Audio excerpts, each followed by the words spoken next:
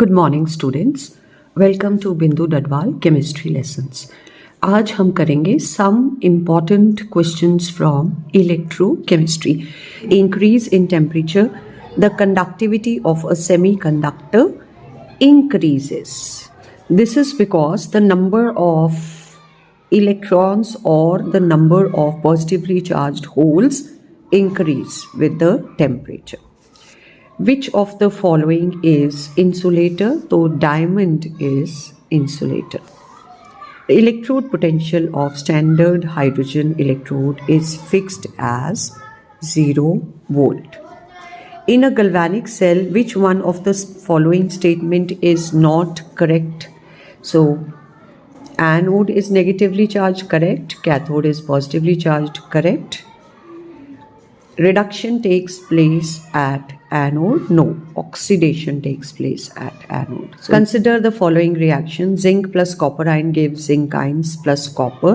With reference to above electrode, which one of the following is the correct statement? Zinc is reduced to zinc ions is false. Zinc is oxidized. So zinc is oxidized to zinc ions is correct. Option B is correct. Nernst equation is shown by the expression. Answer is E of cell is E naught of cell minus 0.0591 upon n log of concentration of metal upon metal ions. Which of the following decreases with dilution? So the specific conductance or kappa decreases with dilution क्योंकि specific conductance is conductance per unit volume. तो per unit volume जब हम पानी बढ़ा देते हैं तो number of ions decrease कर जाते हैं, इसलिए स्पेसिफिक कंडक्टेंस भी डिक्रीज कर जाती है. On electrolysis anion goes to electrolysis में जो है एनोड के पास एनायन जाएगा और अपने इलेक्ट्रॉन देगा. So on electrolysis anion goes to anode and cation goes to cathode. Rust is Fe2O3.XH2O.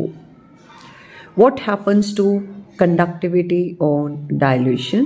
It decreases. जैसा कि हमने कहा number of ions per unit volume decrease कर जाते हैं, इसलिए conductivity भी decrease कर जाती है. Reaction zinc gives zinc ion plus electrons is an example of oxidation. Numerical value of Faraday constant is 96500 coulombs. Saturated solution of potassium nitrate is used to make salt bridge because velocity of both potassium and nitrate ions are nearly the same. Conductivity of a solution depends upon the number of ions per cc as well as the mobility of ions. Galvanized iron sheets are coated with zinc. For redox reactions to proceed in a cell, the EMF must be positive. The tendency of electrodes made up of copper, zinc and silver to release electrons when dipped in their respective solution decreases in the order. Zinc का सबसे ज़्यादा होगा, उसके बाद copper और उसके बाद silver. So option C is the correct answer. Which of the following statement is false? Oxidation and reduction half reactions occur at electrodes. ये true है. All voltaic cells involve use of electricity to initiate non-spontaneous cells. ये false है. Voltaic cells जो हैं वो electricity produce करते हैं, use नहीं करते हैं. The metal used for galvanization of iron is zinc. The units of conductivity are ohm inverse, centimeter inverse. Standard electrode potential of normal hydrogen electrode or standard hydrogen electrode is 0.0 volt. A metal wire carries a current of 1 ampere. How many electrons move past a point in the wire in 1 second? So the charge will be I into T, that is 1 ampere into 1 second. So if the charge is 96500 coulombs, then the number of electrons that pass through the wire in 1 second is 1 mole, that is 6.022 into 10 raised to power 23. Now if the charge is 1 coulomb, then number of electrons that pass will be 6.022 into 10 raised to power 23 upon 96500 coulomb. This comes out to be 6.24 into 10 raised to power 18. So option B is the correct answer. How much charge must be supplied to a cell for electrolytic production of 245 gram sodium perchlorate from sodium chlorate? Because of a side reaction, the anode efficiency for desired reaction is 60%. So पहले तो हम reaction लिखेंगे NaClO3 को change कर रहे हैं हम NaClO4 में, तो दोनों में क्लोरीन की ऑक्सीडेशन स्टेट निकालते हैं, तो ये X आ जाएगा +5. इस केस में +1 और -8 मीन्स -7, तो क्लोरीन का आ जाएगा +7, X इज इक्वल टू +7. इसका मतलब 5 + 5 ऑक्सीडेशन स्टेट से +7 में जाने के लिए ये 2 इलेक्ट्रॉन्स देगा. So 2 moles of electrons are given. तो इसका मतलब कि charge supplied should be 2 moles. अब NaClO4 का जो मॉलिक्यूलर मास है that is 23 + 35.5 + 4 × 16. This comes out to be 122.5. तो 1 मोल बनाने के लिए 2 फैराडे इलेक्ट्रिसिटी चाहिए, यानी 122.5 के लिए 2 फैराडे चाहिए, तो 245 के लिए चाहिए 4 फैराडे इलेक्ट्रिसिटी. तो अगर एफिशिएंसी 100% होती तो हमें 4 फैराडे चाहिए था, लेकिन एफिशिएंसी कम है, 60% है, तो हमें उससे ज़्यादा चार्ज चाहिए है, तो that will be 4 × 100 upon 60 comes out to be 6.4 into 10 raised to power 5 coulomb. So option A is the correct answer. Let us do some important definitions. The first definition is electrochemical cell. So a device in which oxidation reduction reaction is carried out indirectly to produce electric current is called electrochemical cell. तो जैसे हमने zinc rod को zinc sulphate में डाला, copper rod को copper sulphate solution में डाला, इनको इनडायरेक्टली कनेक्ट कर दिया थ्रू अ वायर और यहाँ सॉल्ट ब्रिज लगा दिया, तो जिंक जो इलेक्ट्रॉन दे रहा है वो वायर के थ्रू यहाँ जाएंगे और यहाँ कॉपर आयन से इलेक्ट्रॉन ले लेंगे, तो करंट प्रोड्यूस होता है. तो वो डिवाइस जो करंट प्रोड्यूस करता है केमिकल एनर्जी को इलेक्ट्रिकल एनर्जी में कन्वर्ट करने के लिए, उसको हम कहते हैं electrochemical cell. Electrode potential is the tendency to lose or gain electrons when in contact with the solution of its own ions. For example, zinc को जब zinc सल्फेट में डाल दिया, उसी के आयन्स में डाल दिया, तो tendency of zinc to lose electrons is called its electrode potential. Standard electrode potential, अगर हम हाफ सेल रिएक्शन जो है उसमें इलेक्ट्रोड को हमने 1 मोलर सोल्यूशन में सस्पेंड कर दिया, स्टैंडर्ड कंडीशंस रखी 298 केल्विन टेम्परेचर और 1 एटमॉस्फेरिक प्रेशर, और उसका electrode potential with respect to standard electrode potential यानी हाइड्रोजन हमने उसको डिटर्मिन किया, तो वो जो भी इलेक्ट्रोड पोटेंशियल है उसको हम स्टैंडर्ड इलेक्ट्रोड पोटेंशियल कहेंगे. Electromotive force or EMF of a cell is the maximum difference of potential when 2 cell electrodes which the cell is capable of generating due to chemical reaction occurring inside the cell under conditions of no flow of current. बाहर से कोई current produce नहीं हो रहा है, जितना current produce हो रहा है वो डिफरेंस ऑफ पोटेंशियल की वजह से है. उस डिफरेंस ऑफ पोटेंशियल को हम इलेक्ट्रोमोटिव फोर्स कहते हैं. Standard hydrogen electrode is a reference electrode which is used to find out the relative electrode potential of other electrodes. इसके वैल्यू हमने 0.0 वोल्ट फिक्स की हुई है. अब इसके कंपैरेटिवली इसकी जो भी वैल्यू होगी वो डिटरमिन हो जाएगी. तो जो रेफरेंस इलेक्ट्रोड यूज़ किया जाता है उसको स्टैंडर्ड हाइड्रोजन इलेक्ट्रोड कहते हैं. इसमें हम प्लैटिनम वायर को प्लैटिनम फॉयल से फ्यूज़ करके एक ट्यूब में हाइड्रोजन गैस के प्रेशर पे रखते हैं, 1 एटमॉस्फेयर प्रेशर पे, और हाइड्रोजन आयन की कंसंट्रेशन होती है जो 1 मोलर होती है. तो it can act as anode as well as cathode. Nernst equation.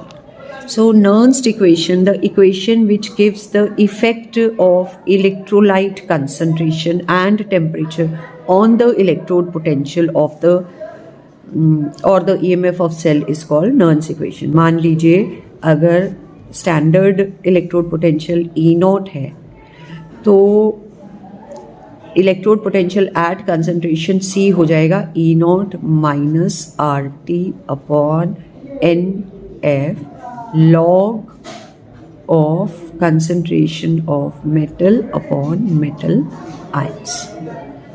Kohlrausch law.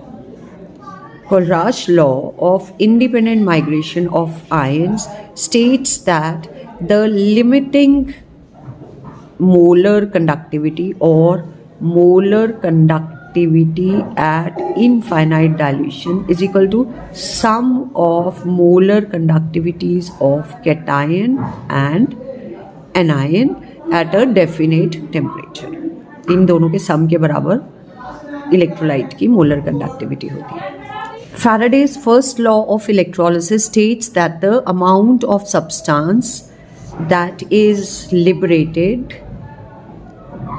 at an electrode is directly proportional to the quantity of electricity passing through the electrolyte. Faraday's second law of electrolysis states that when the same quantity of electricity flows through different electrolytes connected in series, the amount of different substances liberated or produced at the electrodes are directly proportional to their equivalent masses.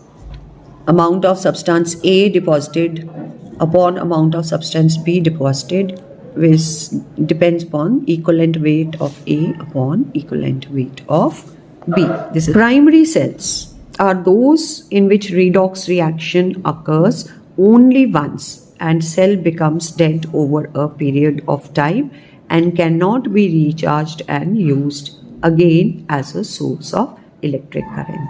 So secondary cells are those cells which can be used as a source of electricity, and once they get become exhausted, they can be recharged again by passing current through them, and again can be used as a source of electricity. Fuel cells are electrical cells that are designed to convert energy from the combustion of a fuel such as hydrogen or carbon monoxide or methane directly into electrical energy. Such cells are called fuel cells. हम जैसे hydrogen को burn करके energy लेते हैं, अगर हमने hydrogen को एक सेल में जो है यूज़ किया और उससे करंट प्रोड्यूस किया, तब उस सेल को हम फ्यूल सेल कहेंगे. Corrosion, deterioration of a metal as a result of its reaction with air or water is called corrosion. Equivalent conductivity, the conducting power of all the ions furnished by the electrolyte when 1 gram equivalent of it is dissolved in its aqueous solution at a given temperature is called equivalent conductivity. Lambda EQ is equal to kappa into 1000 upon normality.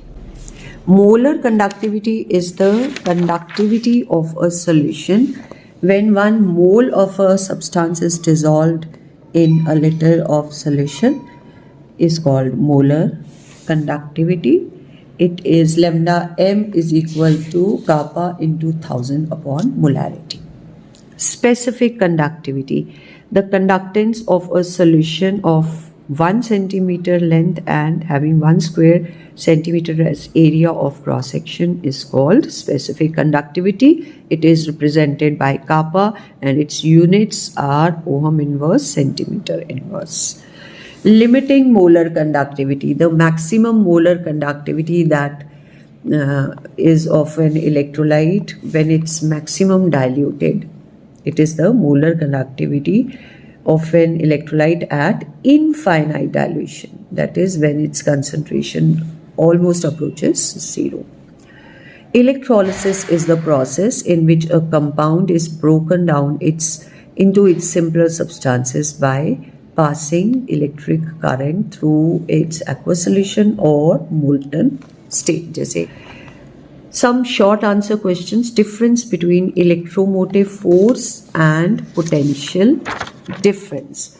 So EMF or electromotive force is the difference of electrode potentials of two electrodes constituting the cell when no current is drawn from it. यानी कि cell is in open circuit. जबकि potential difference is difference between two electrodes constituting the cell when the cell is sending current through the circuit. It is responsible for the flow of steady current in the circuit. It is not responsible for the flow of steady current in the circuit. It is the maximum voltage obtainable from cell. It is less than maximum voltage obtainable from cell. It can be measured with a potentiometer. It can be measured with a simple voltmeter. Difference between metallic conduction and electrolytic conduction. Metallic conduction is carried out by the movement of electrons. Electrolytic conduction is carried out by the movement of ions. Metallic conduction involves no change in the chemical properties of conductor. It involves the decomposition of electrolyte as a result of chemical reaction. Metallic conduction does not involve the transfer of any matter. It involves the transfer of matter as ions. Metallic conduction decreases with increase in temperature. Electrolytic conduction increases with increase in temperature. Next difference is between electrochemical cell and electrolytic cell. So electrochemical cell is a device which converts chemical energy into electrical energy.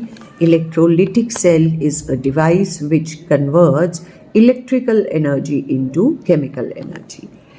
Here the redox reaction is spontaneous and is responsible for production of electrical energy. Here the redox reaction is non-spontaneous and will occur when electrical energy is supplied.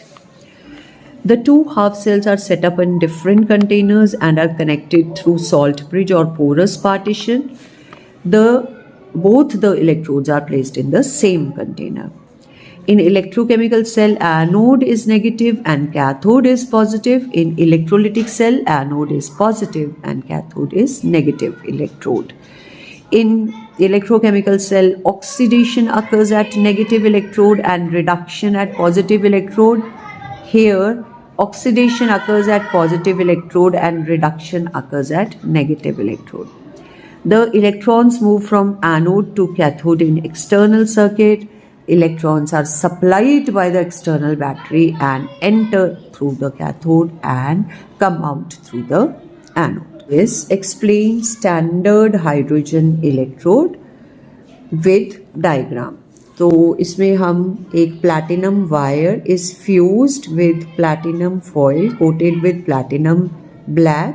तो ये यहाँ पे एक tube में इसको fuse कर देते हैं सो दैट इसकी मूवमेंट ना हो और इसको हम एक एनवायरनमेंट ऑफ हाइड्रोजन गैस में रख देते हैं. तो ये यहाँ से हम हाइड्रोजन गैस पास करेंगे at a pressure of 1 atmosphere और इसको हम डिप करेंगे HCl सोल्यूशन में जिसकी कंसंट्रेशन होगी 1 मोलर HCl. तो ये इलेक्ट्रोड जो है इसको यहाँ इलेक्ट्रिकल वायर से कनेक्टेड है.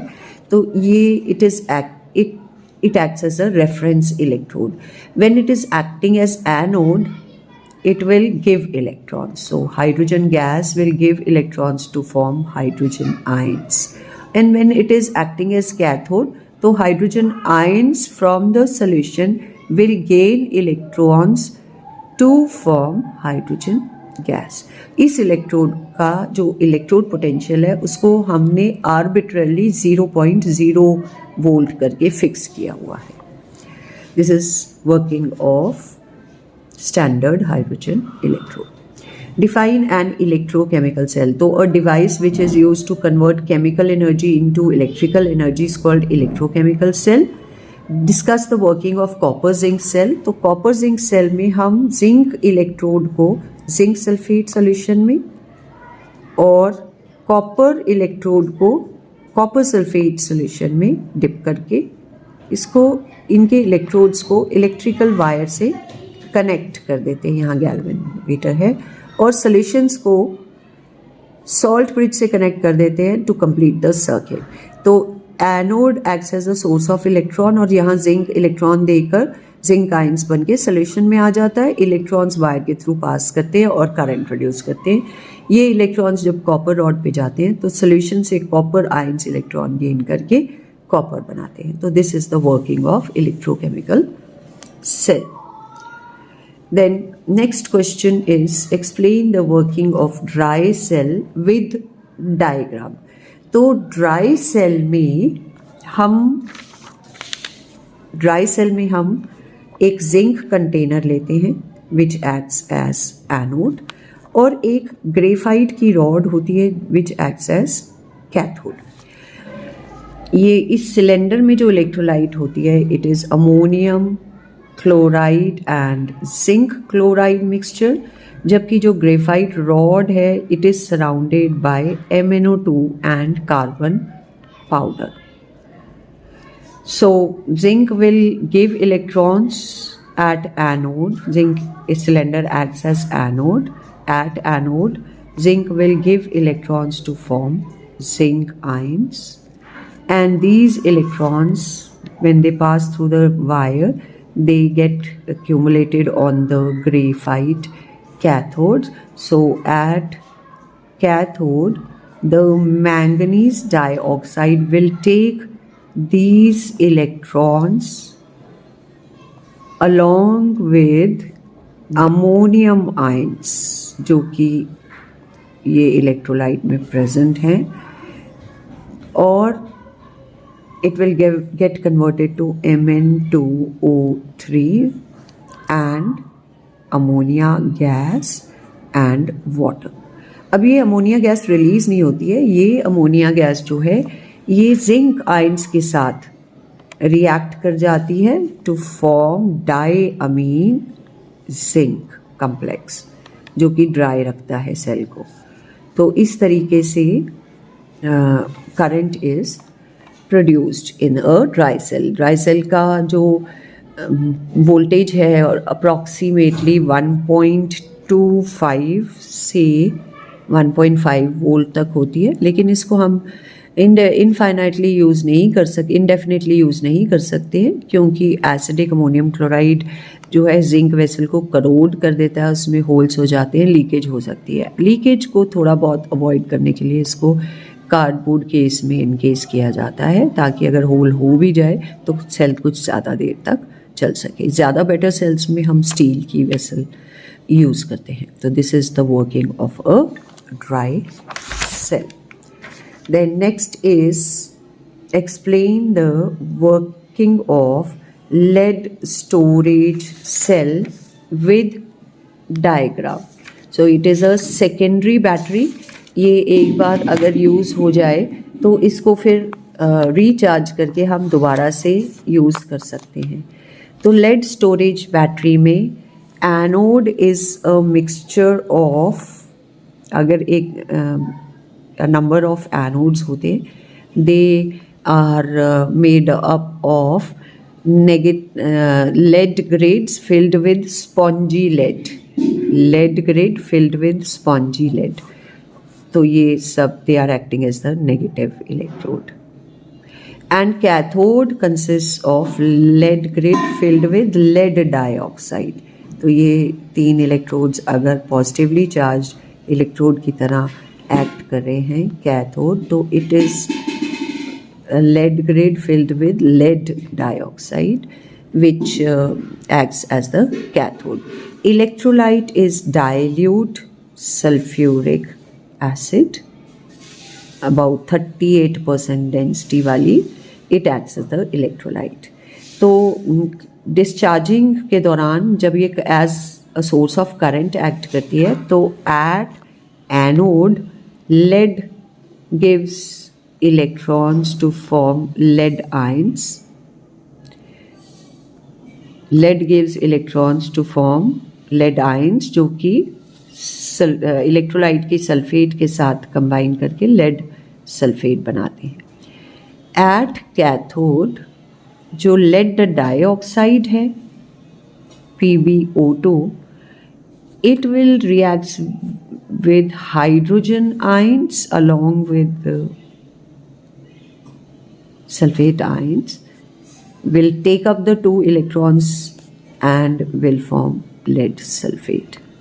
इससे क्या होता है, इसकी डेंसिटी ड्रॉप कर जाती है विद टाइम, कुछ देर तो ये as a source of current act करेगा।